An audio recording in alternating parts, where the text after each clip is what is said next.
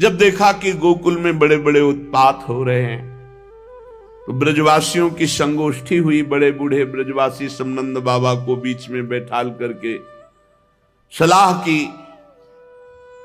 छठवें दिन पूतना का आना, शकट का गिर करके फिर भी लालजू को बच जाना, तृणावर्त का भगवान को आकाश में उड़ा ले जाना, फिर भी बच जाना, कई ऐसे विघ्न उपस्थित हुए।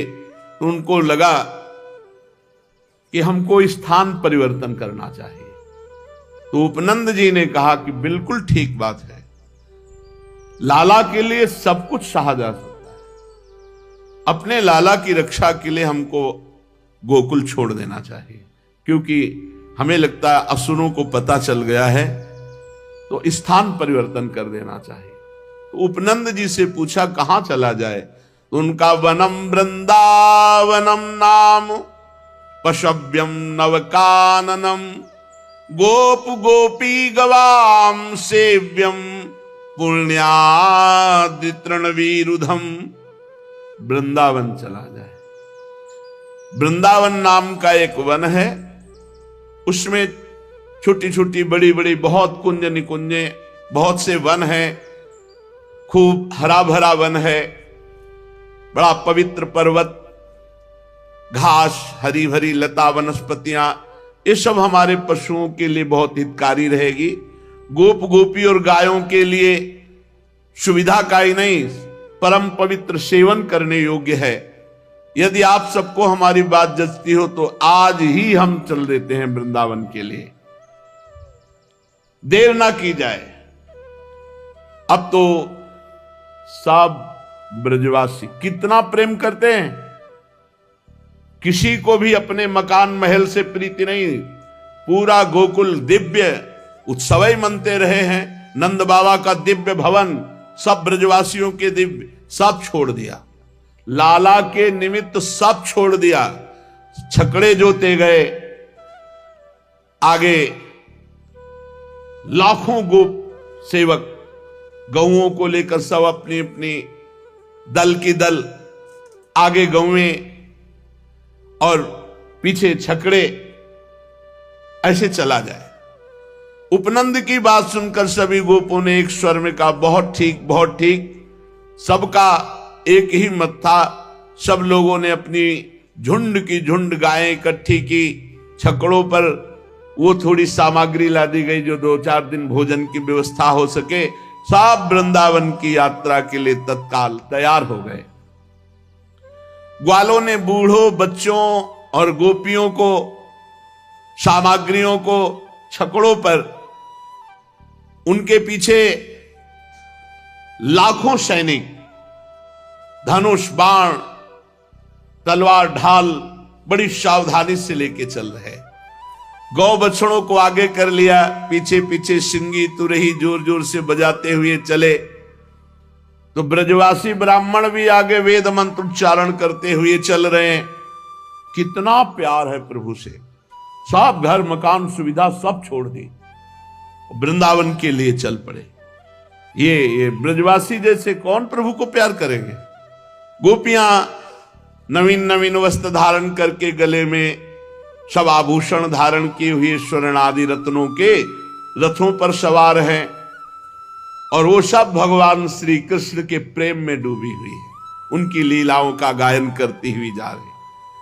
यशोदा रानी, रोहिणी जी भी वैसे ही सज धज कर अपने प्यारे पुत्र श्री कृष्ण और बलराम को एक छकड़े पर विराजमान करके दोनों बालकों की बातें सुन सुन करके अघाती नहीं और सुनना चाहती हैं। भगवान श्री कृष्णचंद्र जी पूछते हैं, माता क्वानु खलु गच्छन्तः स्मः, मैया ये हम लोग कहां जा रहे हैं। मैया उत्तर देती, पुत्रो वृंदावन नामानि वन धामानि। मेरे लाला, वृंदावन नामक एक वन है, उस वन भूमि में जा रहे हैं। श्री कृष्णचंद्र जी आश्चर्यचकित होते हुए बोले, कदा सदन मायास्यामः, तो हम घर कब लौटेंगे। पुत्र के इस प्रश्न पर यशोदा मैया कहती हैं वत्सास मदनुसंगत एव संगत क्षमानम तदास्ते। वत्स, अब हम लोग घर नहीं लौटेंगे, अब हम वृंदावन में ही वास करेंगे। श्री कृष्णचंद्र जी का उल्लास बढ़ जाता है। वे कुछ देर बलराम जी के साथ, जैसे सकटा चल रहा है सकट, तो वृक्ष ग्रह आदि जो रास्ते में मिलते हो घूमते से नजर आते हैं। फिर जननी के कंठ में लग करके प्रश्न करते हैं, भवतु तद वृंदावनम कुत्र। अच्छा मैया ये बता वृंदावन कहां है? तो इसका उत्तर यशोदा मैया इशारा करती कि रोहिणी जी से तुम ही दे दो। तो कहते पुत्र यमुना या पारे, यमुना जी के पल्ली पार, मेरे लाला उस पार वृंदावन है। फिर तो श्री कृष्णचंद्र जी रोहिणी जी से ही पूछते हैं, लघु माता का तत्र सात संपदस्ति यदेतावता प्रयासेन प्रयास्याम। मैया ठीक है, वृंदावन में ऐसी कौन सी सुख संपत्ति है जो हम लोग अपना घर छोड़ करके वहां जा रहे हैं? रोहिणी मैया बोली, पुत्रो क्रीड़ा स्थानानि क्रीडनकानि च बहूनि सन्ति। मेरे लाला बहुत सुंदर सुंदर स्थान खेलने के लिए हैं, बहुत सी क्रीड़ा सामग्री वहां है। ये उत्तर सुनकर तो श्री कृष्णचंद्र आनंद से नाच उठे। हमको तो वृंदावन जाना है।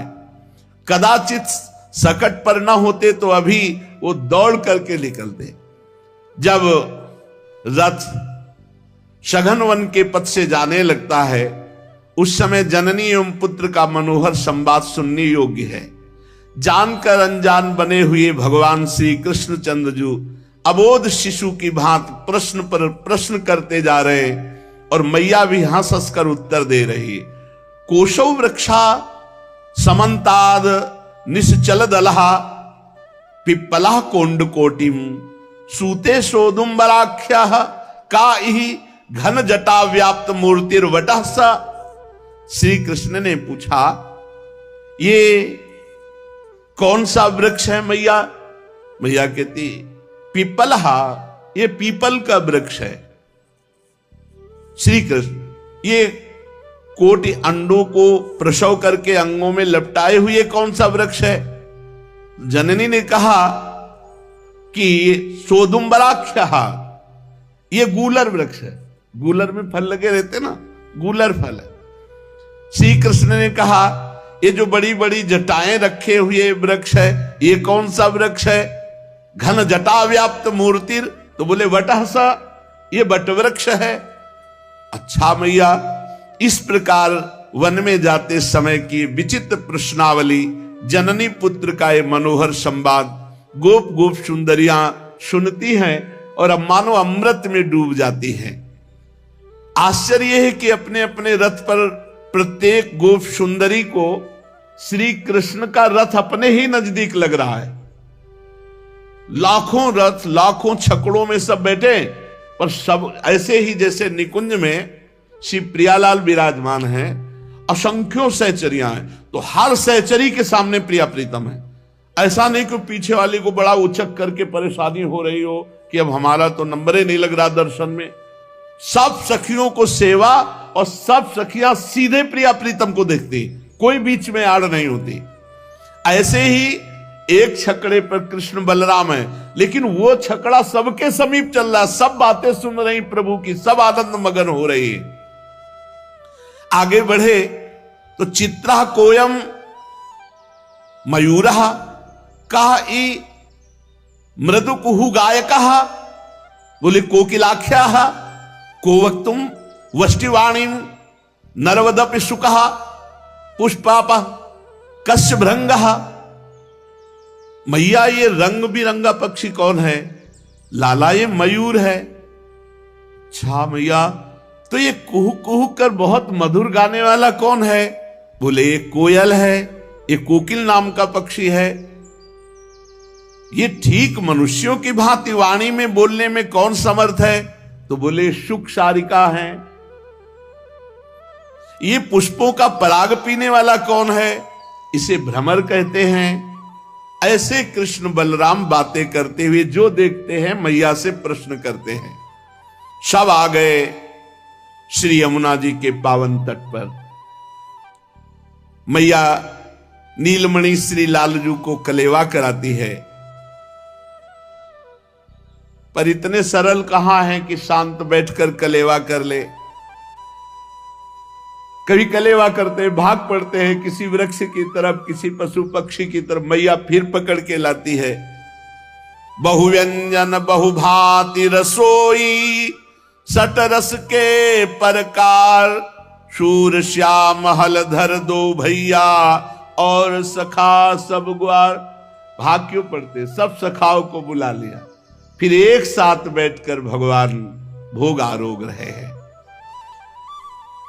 सकट ऐसे मंडलाकार खड़े किए गए हैं और बीच में सब बड़े सुंदर सुंदर शिविर कपड़े के ऐसे, जिनमें सब शयन कर सके। सकट समूह क्रमशः कालिंदी यमुना जी के तट पर ऐसे लगाए गए हैं मानो कोई पहाड़ हो, श्रेणीबद्ध यमुना के तट पर। क्योंकि सब नवीन नवीन भी गोप बालक हैं, कोई जंगली पशु ना आ जाए। और हजारों सैनिक, लाखों की संख्या में धनुष बाण तलवार ढाल लिए हुए सकट के पहले वो खड़े हुए हैं। यमुना तट घटमान में खलाल, लाल शाह शिव इति करुणया, कुलिश करेणाकृत पक्षिच्छिदा, कनकगिरि कैलास गौरी गुरु प्रभति महामहीधर राज, निकर्णाम पंक्ति भूय चलंती, कुमार श्रेणी रिव सकटानि पथ जनैर वृद्यस्यन्तः। ऐसा लग रहा है कैलाश पर्वत विराजमान हो गया। इतने सुंदर सुंदर शिविर लगे हुए हैं, सकट हैं, आसपास सब सैनिक है और बड़े बलवान गोप बड़ी सावधानी से वीरासन में बैठ करके सबकी रक्षा करें। ऐसा प्रतीत होता है मानो सैन्य बल ही मूर्तिमान विराजमान हो। आकाश से भी कोई नहीं आ सकता, पृथ्वी की तरफ से भी कोई आक्रमण नहीं कर सकता। ऐसे वीरासन में बैठे हुए, दिव्य धनुष बाण लिए हुए सब सावधान हैं। यमुना पार होने की व्यवस्था के लिए पहले ही नावों की व्यवस्था की गई है। बाबा ने पहले से व्यवस्था रखी। अब रात में सब वहां शयन कर रहे हैं। 4 पहर विश्राम किया। चारों ओर वस्त्रों के जो गृह तंबू हैं, अगणित चंदोए हैं, सब सुंदर सुंदर दुग्ध फेन की तरह गद्दे तकिया, सब राजसी व्यवस्था, मानो वस्त्रमयी पूरी हो। बाबा के सब ब्रजवासी और गायें जो छकड़े के अंतर्गत शिविर हैं उनमें तो सब जन हैं। और एक और सैनिकों की व्यवस्था की गई जो रथों के द्वारा घेरे गए, उनमें गौ, लाखों करोड़ों गौएं। यत्रादौ प्रथमागतः कतिपय तस्थौ गवाम संहति, तत्रैव क्रमतः समेत सनकर वृद्धिम प्रयांतिम ततः। अब यहां गौ दोहन उतने जितने से प्रयोग हो जाए, बल्कि सब बछड़े पिए, क्योंकि दही जमाना मंथन करना ये तो सब रास्ते में थोड़ी हो सकता है। मत गयन साण, वो तो अपनी पैरों से, और फिर रम्हाना, बलि, सब ये साण आदि, बछड़े आदि, ये बड़े बलवान हैं। वृद्ध गोप बड़ी सावधानी से उतना ही दूध निकाला जो पूरी समाज को। ब्रजेंद्र, उपनंद, अभिनंद, सनंद, नंदन, ये विशिष्ट हैं, पूरी मुखिया हैं ब्रजमंडल के। ये सब निरीक्षण करने में लगे हो, किसी को कोई परेशानी तो नहीं है, किसी को कोई आवश्यकता हो। ऐसे अब यमुना जी में सहस्त्रों नावें इकट्ठा कर ली गई। आदेश हुआ नंद बाबा का, तो पहले से व्यवस्था थी। श्री यशोदा मैया ने प्रातःकालीन श्री बलराम जी को, श्री कृष्णचंद्र जी को और सब छोटे छोटे जो भगवान के सखा हैं सबको बाल भोग मिष्टान आदि पवाया और गोद में ले लेकर के सब नाव में बैठ जाते हैं। ब्रजेश्वरी श्री रोहिणी जी श्री कृष्णचंद्र जी को एवं यशोदा मैया बलराम जी को गोद में लेकर सुंदर नाव से यमुना जी के दर्शन करते हुए पार होते हैं। पार होते ही भगवान श्री कृष्णचंद्र जी तो खेलने लगते हैं। फिर मैया रुकी, नहीं ये यात्रा है, कहीं इधर उधर ना चले जाना, यहां जंगली पशु हैं। गोद में उठा लेती है। गोप रमणिया नाव में बैठकर मंगल में गान करते हुए पार होती हैं। फिर समस्त वृद्ध वृद्ध के जो गोपजन हैं उनको, जवान जवान गोपजन सब गौओं को यमुना जी ऐसे ही गौएं तैरना जानती है, चाहे छोटा बछड़ा भी वो भी तैरना जानता है। सब गौएं पार की गई। अब धीरे धीरे श्री वृंदावन की तरफ आ रहे हैं। वृंदावन पहुंचने के उद्देश्य से सर्वप्रथम आगे धेनु राशि चल रही, गौएं आगे चल रही। देखो गौओं की सेवा हमारे भगवान स्वयं किए हैं। आज गौ सेवा के प्रति उत्साह अगर नहीं रखोगे, केवल दूध की भावना रखोगे, तो फिर हमारे गौओं की दुर्दशा होती है, बहुत दुर्दशा होती है। गायों को जो दूध नहीं देती है ऐसे छोड़ देते हैं, बछड़े बैल छोड़ देते हैं। रात्रि में ऐसे लोग जो इनका अहित करते हैं वो लोग घूमते रहते हैं, गाड़ी में चढ़ाया और बद स्थान में ले जाते हैं। जो ऐसे तो प्लास्टिक खाती हैं गौएं, इधर उधर पड़ी वस्तुएं पाती हैं और फिर उनके उदर में वो सब विकार, फिर वो मर जाती हैं। हमें लगता है गांव में हमने देखा कि पहली रोटी गाय के लिए बनती थी, हर घर में बनती थी। अगर महीने में 100 रुपये भी गौ सेवा के लिए निकाले एक एक लोग, तो हमारी गायों की दुर्दशा न हो। जहां गौशाला हो वहां पहुंचा दें, या ऐसे गौशाला बनाए जिसमें 4 लोग सेवा कर सके गौओं की। तो अब लोग वो गाय ज्यादा रखते हैं कि 50-60 रुपया लीटर जा रहा, 20 लीटर हुआ तो इतना हो गया। और गौ कृपा की बात नहीं सोचते कि अगर गौ की सेवा करेंगे जब भगवान ने की तो कौन सी धनराशि कमी रह सकती। सच्ची मानो, गऊ का दूध एक आदमी को पियाओ, एक को भैंस का पियाओ, पक्का। और फिर भैंस वाले को देखो तो मोटा आपको भैंस वाला मिलेगा, गऊ वाला तो मोटा नहीं मिलेगा, लेकिन उछाली गऊ वाले में होगी, तेजस्विता गऊ वाले में होगी। भैंस वाले में वो तेजस्विता नहीं होगी, उसमें चर्बी चाहे भले बढ़ जाए, मोटापा तो आ जाएगा, लेकिन उसको उछाली नहीं आएगी। अच्छा, दूध रख के देखो दोनों का, तो गाय के दूध में आपको स्वर्णिम कांति मिलेगी, शुद्ध देसी गाय के दूध में स्वर्णिम कांति मिलेगी। भगवान गौ सेवा सबसे पहले वृंदावन में आगे आगे गौएं, गोप लोग आसपास से घेरे हुए तुमुल नाद करते हैं और गौओं को आगे बढ़ने की प्रेरणा देते हैं। गायें अपने बछड़ों को चाटते हुए देखते हुए बड़े आनंद से आगे बढ़ रही हैं। असंख्य गो बछड़े हैं, सब निशंक यमुना जी के पार हुए। जिन बछड़ों के अभी सींग नहीं उठे, छोटे छोटे बड़े सुंदर, ऐसे उल्लास पूर्वक, शरीर छोटा है पर वेग बहुत है, उछाली बहुत है। बड़ा सुख मिलता है जब गाय को ऐसे गले लगा के से, लेकिन मर कहीं वो तो मत लगा गले, हाले वो सींग मार देगी।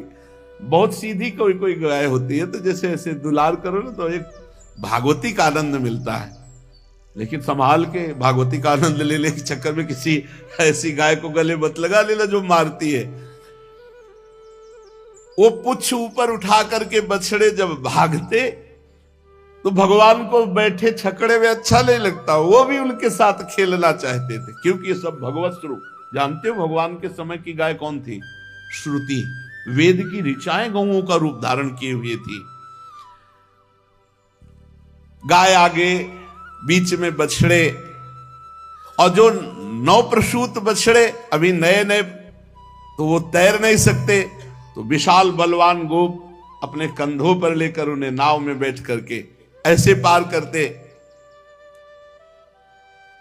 श्री कृष्णचंद्र बलराम अपने विशाल सकट पर ब्रजेश्वरी और रोहिणी के पार्श्व में गोधन को देख रहे हैं, यमुना जी को देख रहे हैं, ऐसे देख रहे प्रेम नेत्रों से मानो प्रथम बार देखा हो। आनंद का पार नहीं है। अपने कर कमल को नचा नचा करके कभी रोहिणी मैया, कभी यशोदा मैया को, देखो मैया वो बछड़ा, देखो मैया वो यमुना जी कैसी, देखो मैया ऐसे। कभी एकदम मैया से छुड़ा करके भाग पड़ते हैं, माताएं उनके पीछे सजग हैं, भाग करके उनको पकड़ लेती हैं। धीरे धीरे वृषभों का दल सब कालिंदी के उस पार, सकट श्रेणी चल पड़ी। ब्रज सुंदरियां श्री कृष्ण यश गायन करते हुए जा रही हैं। राम श्याम तो मैया जरा सा असावधान होती रथ से कूद पड़ते हैं, अपने सखाओं की तरफ भागते। कभी गैया के मैया सावधानी रखकर फिर भागती है, उनको पकड़ के लाती है। सुबल श्री दामाद सखा उच्च स्वर से जब आवाज करते हैं, भगवान भी आवाज करते हैं, एक दूसरे को बड़ा आनंद मंगल करते हुए श्रीधाम वृंदावन की तरफ आ रहे हैं। वृंदावन का क्या कहना, जिधर दृष्टि डालो शोभा ही शोभा, क्योंकि सच्चिदानंद प्रकाशित है भगवान के समय। तो अभी मात्र 26-27 वर्ष पहले की बात कहते हैं। रोड तो केवल वही विद्यापीठ वाला और ये इस्कॉन वाला, इधर तो पूरी परिक्रमा सब रज की, और एक भी मकान नहीं जहां पर बैठे, एक जंगल ही जंगल। यहां तो घोर जंगल, बिल्कुल। आगे पुष्प माली जन लगाते, चाहे पीपल है, ये सब पुष्प। यहां से लेकर के और सीधे केसी घाट तक एक भी मकान नहीं, बस 1-2 ट्यूबवेल थे, जैसे नवल का, ऐसे 1-2 ट्यूब, बस जंगल। कालीदह के सामने आप जो कॉलोनी देखे, अरे इतने सुंदर तमाल के पेड़, इतने सुंदर सुंदर पेड़, यहां वृक्षावली ही छाई हुई थी।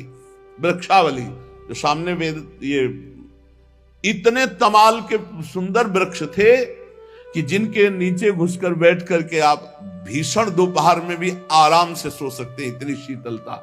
ऐसे बिल्कुल कुंज बने हुए, घुस के बैठ जाओ और मंत्र जप करो। ये तो बात 26 वर्ष की। 500 वर्ष पहले जब आचार्य चरण आए थे, तब यहां बस 2-4 बड़े बड़े महापुरुष जो विराजमान थे, नहीं अन्य नहीं। यहां शांत। उधर राजपुर गांव में कुछ थोड़े से घर, क्योंकि माधुकरी वृंदावन से मांगने मथुरा जाते थे, इसका मतलब सुविधा यहां ऐसी नहीं थी। और जब महाप्रभु पधारे हैं तो सिंह आदि भी थे। फिर भगवान के समय द्वापर में, उस समय तो साक्षात चिदानंद भूमि अवतरण हुई थी। इतने सुंदर सुंदर वृक्ष देखे, इतने सुंदर सुंदर वृक्ष, कुंज की, मतलब देख के भजन करने का मन हो। रातों रात पूरे सब कटवा कटवा के, बिल्डिंगे कटवा कटवा के। श्री कृष्णचंद्र बलराम छकड़े में बैठे हुए कभी बाईं ओर देखते, कभी दाईं ओर देखते। कहीं मयूर कुहक रहे हैं, कहीं शुक पीकादि, कहीं मृग, बड़ी सुंदर शोभा। भगवान बहुत आनंदित हो रहे हैं। श्री कृष्ण बलराम श्रीमद् भागवत, वृंदावनम संप्रविश्य सर्वकाल सुखावहम। ये नहीं कहा कि सर्वकाल, इस समय भी जो आप पक्का देख लो, वृंदावन के बाहर प्रारब्ध भोग अपना जो असर दिखाएगा, वो वृंदावन के भीतर नहीं दिखा सकता। कले कलेश न व्यापे ईठा कि ठौर विश्व ते न्यारी, नागरी दासी जन्म जितायो बलिहारी बलिहारी। और जो वृंदावन में भजन होगा वो त्रिभुवन में कहीं नहीं हो सकता। यहां फिरे स्वार्थ आपने, भजन गए फिरे बाह। तुम प्रपंच सोचना चाहते हो, वृंदावन पकड़े हुए तुम्हें। पहला भजन तो यहां तुम हो, और दूसरा भजन तुम्हारे चित्त को भजन में लगने के लिए प्रेरित करता ही रहेगा, चाहे जितना अपराध करो। ये इतना कृपालु है। और देश के बसती घटत भजन की बात, और वृंदावन में स्वार्थो उलट भजन हो। कैसे महिमा वर्णन करे वृंदावन की। वृंदावनम संप्रविश्य सर्वकाल सुखावहम, तत्र चक्रुर व्रजवासम सकटई रर्ध चंद्रवत। वृंदावन बड़ा सुंदर वन है। ये सर्वकाल सुख प्रदान करने वाला है, सुख ही प्रदान करने वाला है। वृंदावन में प्रवेश का मतलब है सुख समुद्र में प्रवेश। अब निज धर्म आपनो कहत, तहा नित्य वृंदावन रहत, बहत प्रेम सागर जहां। हमें बड़ी सिद्ध बात कहते हैं आपको, पकड़ लो तो पकड़ लो। आना जाना बंद करो तो आना जाना बंद हो जाएगा। कर लो, बहादुर हो तो आना जाना बंद कर दो, आना जाना बंद हो जाएगा। समझ लो जो समझ पाओ। बहादुर हो तो आना जाना बंद कर दो। तन मन के बन से ये खत्म खत्म, पक्का खत्म। तुम्हारे भजन से नहीं, वृंदावन वास से, वृंदावन धाम की कृपा से। अब सब कोई थोड़ी आना जाना बंद करना चाहता है, और जो आना जाना बंद कर दे तो बंद हो गए। अब क्या समझते हो? मुक्त पुरुष है जो वृंदावन वास करता है। परिणाम में आएगा, बहुत बढ़िया परिणाम आएगा। अब चिंता न करो। ये मन में ना सोचो कि हम कहीं ऐसी जगह एकांत जा करके और फिर अपने चित्त को, इतने बड़े योगी नहीं हो। ये यहाँ का प्रभाव है। रोज कथा सुन रहे हो, रोज सत्संग सुन रहे हो, सेवा कर रहे हो, तो वैराग्य भड़क रहा है। माया आपको प्रेरित कर रही है कि चलो एकांत। और एकांत जहां गए फिर कहां कहां ले जाएगी, फिर आप देख लीजिएगा अपने आप। ये धाम है वृंदावनम गोवर्धनम यमुना पुलिनानि च, वीक्षासी दुत्तमा प्रीति राम माधवयोर। ए भगवान में प्रीति वर्धन कर दिया। आश्चर्य की बात, वृंदावन ने क्या किया? वृंदावन, गोवर्धन, यमुना, इसका दर्शन करके श्री कृष्ण और बलराम के हृदय में उत्तम प्रीति का उदय हुआ। आप देखो, वृंदावनम गोवर्धनम यमुना पुलिनानि च, वीक्षासी दुत्तमा प्रीति राम माधवयोर। भगवान में प्रीति प्रकट कर दी तो हम तो जीव हैं। कहा? वृंदावन, गोवर्धन, यमुना पुलिन। ये कितना सौभाग्य है अपने को। यमुना पुलिन में बैठे हो, यमुना पुलिन में बैठे हो, यहीं से यमुना प्रवाहित होती रही, समय के प्रभाव से थोड़ा उधर चली गई। नहीं, यही है यमुना जी की नित्य धारा। काली देवी में देखो सीढ़ियां बनी, और क्रम से देखते चले जाना, आगे सब सीढ़ियां आपको दिखाई देंगी। यहीं से यमुना जी प्रवाहित होती थी। भगवान श्री कृष्ण बलराम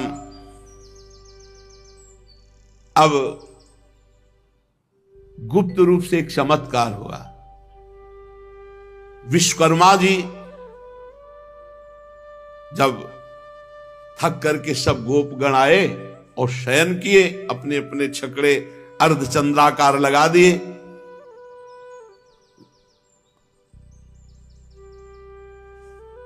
तत्र चक्रुर व्रजवासम सकटई अर्ध चंद्रवत। अर्ध चंद्रवत सकटे निर्माण करके सब बीच में, वैसे जैसे यमुना के पल्ली पार। विश्वकर्मा जी ने भगवान की आज्ञा से दिव्य वृंदावन में दिव्य निर्माण, क्योंकि वृंदावन तो लता पता, बाबा का महल, नंद उपनंद, सबकी वैसे ही व्यवस्था जैसे गोकुल में थी, ऐसे ही भगवान ने वृंदावन में व्यवस्था की। पूज्य राधा बाबा अपनी वाणी जी में लिखते हैं कि रात्रि में विश्वकर्मा ने पूरी की पूरी नगरी ऐसी बना दी जैसे गोकुल में सबके वास्ते, वैसे ही भगवान की आज्ञा से विश्वकर्मा ने वास की व्यवस्था की। वृंदावन हर समय हरित रहता है, कभी पतझड़ नहीं होता वृंदावन में, क्योंकि सदा बसंत की उपस्थिति रहती है। बड़ा मनोहर गोवर्धन, गिरिराज जी का जैसे स्पर्श कर लो ऐसे ना, तो करोड़ों तीर्थों के अवगाहन से जो लाभ मिलेगा ना, वो गिरिराज जी के दर्शन स्पर्श से सहज स्वाभाविक। अरे अपने लोग बाजी जीत गए यार, कहां बैठे हैं? घर में बैठे हैं प्रभु के, कोई द्वार में थोड़ी है, कोई संसार में थोड़ी है, घर में बैठे हैं प्रभु के। कितना बस यही तो ठसक भूले हुए हैं। क्या भजन भज न, संसार का चिंतन ना हो तो फिर भज अपने आप हो रहा है। एक समर्पित को क्या भजन, जहां समर्पित है उसी का तो चिंतन चल रहा है। और हमारे है कौन? हाँ भाई, हमारी इसलिए बात समझ में नहीं आती कि भजन नहीं होता, ये हमारी समझ में नहीं आता। ये हमें समझ में आज तक नहीं आया कि भजन नहीं होता। ये बात कैसे, मतलब ये समझ में नहीं आया। जब आपका कोई है नहीं तो फिर आपका चिंतन क्या होता है? जैसे मेरे तो गिरधर गोपाल दूसरो न कोई, तो मौसी हो फूफा हो तो उनका चिंतन है, जीजा हो जिज्जी हो उनका चिंतन करे। संसार के कोई संबंध आपका कौन है? कौन है? किसका चिंतन करोगे? तो जिनके हैं उनमें भगवत भाव कर लो, और जो विरक्त है तो हम कहते हैं तुम्हारे है कौन जो चिंतन कर? किसका चिंतन करोगे? भगवत मार्ग में चलने वाले उपासक का चिंतन और कैसे, क्या हो सकता है चिंतन? प्रियालाल के सिवा और कोई है ही नहीं, तो चिंतन किसका करोगे? चिंतन, हमारा चिंतन हमें, जैसे कभी कोई कहता है कि हमारा भजन नहीं होता, तो हमको ये लगता है कि होता क्या है, तुम हमें बताओ क्या होता है तुम्हें? आखिर का क्या दिमाग में चलता है? क्या दिमाग? बिटिया का ब्याह करना है, उसके लिए लड़के की हमें शादी कर ली है, लड़के के है क्या कुछ? तो क्या चिंतन करना है भाई? गृहस्थ आदमी कहे तो उसके पास सैकड़ों समस्याएं हैं, उसमें वो उलझ सकता है। आपकी समस्या क्या है? दवाई, कपड़ा, भोजन है? अपने लड़के को जितना गृहस्थ जन प्यार नहीं करते होंगे, उससे ज्यादा श्री जी आपको प्यार करते हैं। तो आप विचार करो, फिर अपना चिंतन क्या होना चाहिए? फिर तो बहुत है, मतलब हम बेईमान हैं कि अपने इष्ट के चिंतन को छोड़कर और कोई चिंतन, हमें यही हमें समझ में नहीं आता कि हम यार चिंतन करें तो किसका करें, किसका चिंतन करें, क्या चिंतन होता है? तो यही हम, आप अपने से प्रश्न करो, आपका है कौन? फिर चिंतन के हिया फिरे स्वार्थ आपने, भजन गए फिरे बा, और देश के बसत ही अधिक भजन जो होए, अधिक भजन जो, यही समतो पूजत नहीं वृंदावन रहे सोए। क्यों? आप सच्ची मानिए, करवट बदले ना तो विपिन घन कुंज रति केली भुज मेली, बस सुनते रहो, चलो ब्रजनव तरुणी कदम मुकुट मणि श्यामा आज बनी, आंख मूंदे पर चल रहे। क्यों? अब और चलेगा क्या? कह वाणी हरिवंश की, कह हरिवंश है ना, कोई जगह नहीं सोचने की। किसको सोचे? न कर्जा देना है, न कर्जा लेना है, न खेती बोना है, न खेती कटवानी, न लड़का न बच्चा। अब तुम्हारे और चिंतन क्या रह गया हमें बताओ? न तुम्हें खाने की चिंता है, न कमाने की चिंता है, न तुम्हें क्या परेशानी? तो चिंतन किसका? कोई चिंतन नहीं। तो हम कह रहे चिंतन कैसे कैसे नहीं होता? भगवत चिंतन क्यों नहीं होता? हमारा तो धंधा है वही, हमारा तो नशा है वही, हमारा जीवन वही है। कैसे? और इतनी बड़ी पावर शक्ति वृंदावन से मिलती भजन की कि आप बाहर जाके देखो कितना विक्षेप है, और यहां देखो हर विक्षेप को रोम कर भजन की तरफ वृत्ति को प्रवाहित कर देना, ये वृंदावन धाम की कृपा है। सच्ची कहते हैं, वृंदावन धाम में इतनी पावर शक्ति है कि हमारे विक्षेपों को रोम करके हमारे अंदर भजन की वृत्ति बढ़ा देती है। इसलिए ये लाभ न चूके। अगर इस बार चूक गए तो ऐसा अवसर नहीं आएगा। बार बार तो बनत नहीं या संजोग अनूप, मानुष तन वृंदा विपिन रसकम। बहुत बढ़िया जोर का एकदम, मतलब पूरा का पूरा जोर लगा दिया है प्रभु ने कि तुम्हारा कल्याण हो जाए। मनुष्य शरीर, वृंदावन धाम, रसिकों का संग, प्रिया प्रीतम की उपासना। मतलब अब गिरे तो बहुत ऊंचाई पे चढ़ गए हो, हाथ पैर सब टूट जाएंगे, चलने लायक नहीं रहोगे। परमार्थ से अब भ्रष्ट हुए तो बिल्कुल शांति से बैठ के सोचो हमारा चिंतन करने योग्य क्या है, हमारा चिंतन क्यों नहीं होता, किस विषय का चिंतन होता है। हम यही सोचते कि चिंतन का विषय क्या हो सकता है। खान पान तो प्रारब्ध के अधीन वो अपने आप आ जाएगा। सुविधाएं तुम्हारे चरण में लौटेंगी जब आप सच्चिदानंद प्रभु के चिंतन में लगे हो। अन मांगे आगे आवे गो, ज्यो पल लागे पल को। हरि भज छाण न मान नर्तन को। मति बंछे रे मति बंछे तिल तिल धन को। अन मांगे आगे आवे गो, ज्यो पल लागे पल को। कह हरिदास बीच ज्यो आवे, त्यो धन है आपन को। ए हरि भज, इस शरीर का परम लाभ हरि भज। मत चिंता कर धन की, मत चिंता कर। जैसे पलक झपकती अपने आप, ऐसे अपने आप तेरे आगे धन आएगा। स्वामी जी महाराज, अन मांगे आगे आवे गो, ज्यो पल लागे पल को। चिंतन, अपने से प्रश्न करो कि चिंतन किसका हो रहा है, क्यों हो रहा है, मतलब है क्या विषय। हम यही नहीं समझ पाते कि आप चिंतन बिना कोई रह नहीं सकता, ये पक्की बात है। चिंतन होता है, लेकिन चिंतन किसका होता है ये खास बात है। तो आपका है कौन जिसका चिंतन होता है, ये बात हम अभी तक नहीं समझ पाए हैं। शायद आगे समझ जाए कि साधक जो उसने भजन के लिए वैराग्य लिया है, जिसने सारे संबंध छोड़ दिए हैं, जो केवल भगवान का आश्रय लिए हुए और वो भगवत सेवा में, भगवत धाम में, गुरुजनों के सानिध्य में रह रहा हो, उसका वो कह रहा भजन नहीं हो रहा, मतलब हो क्या रहा है फिर। मतलब कभी हमको कोई सोचकर बताना कि क्या होता है, क्योंकि अभी तक हम इस प्रश्न का उत्तर नहीं जान पाए कि होता क्या है उसके हृदय में। तो वृंदावन ये भजन की भूमि है जो दिव्य भजन का प्रभाव प्रकट करती है। अपने लोग आए हैं इसीलिए, रात दिन कमाई करो भजन की और उसको दे दो संसार को। भजन अपने लिए नहीं किया जाता, ये भी बात समझ लो। भजन अपने लिए साधु नहीं करता, के लिए करता। जगत मंगल, सर्वे भवन्तु सुखिना सर्वे संत निरामया। जब तक अपने लिए भजन होता है ना, तब तक भजन होगा नहीं, ध्यान रखना। और जब सबके लिए भजन होता है तो ऐसे उफान आते थे। क्यों? अब देखे, बहुत सूक्ष्म विषय है। हम अपना भजन इनको क्यों दे दे, तो इनके देने का भी तो फल मिलेगा लौट के, समझ रहे हो। जैसे हमने अपना भजन सर्व मंगल के लिए जगत को दे दिया, तो अब इसका फल तो है ना। इसका फल जानते हो क्या है? प्रभु सीधे हमें मिलेंगे। हम हर भजन का फल इनको देते हैं, इस जगत रूप को देते हैं।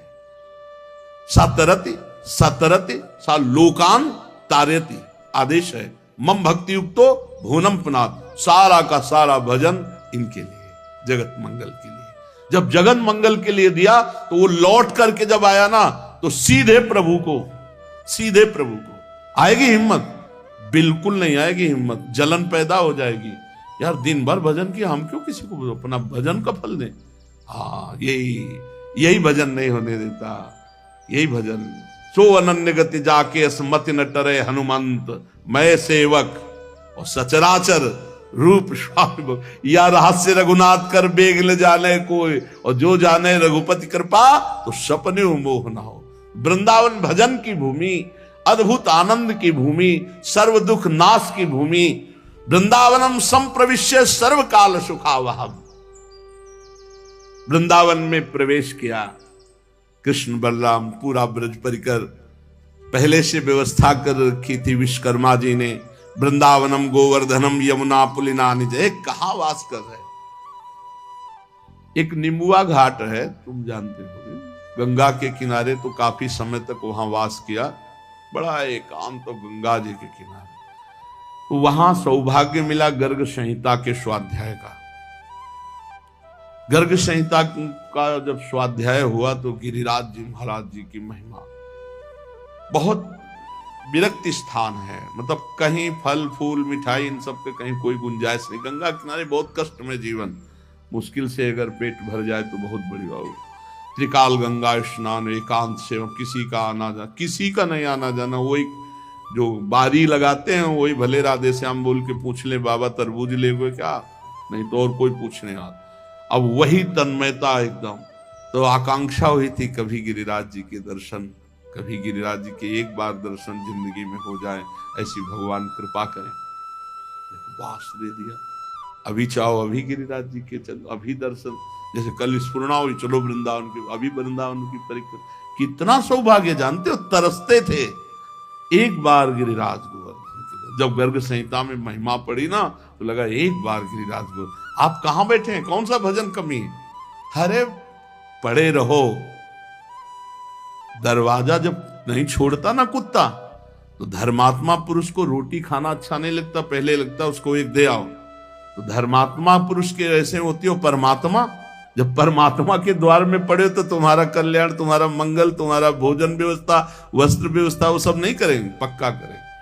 तो बोले फिर आप 5-5 दिन भूखे रहे तो देखो एक बात होता है कि जब भगवान किसी को जगत के लिए तैयार करते हैं तो उसको विशेष कसते हैं, ये ध्यान रखना।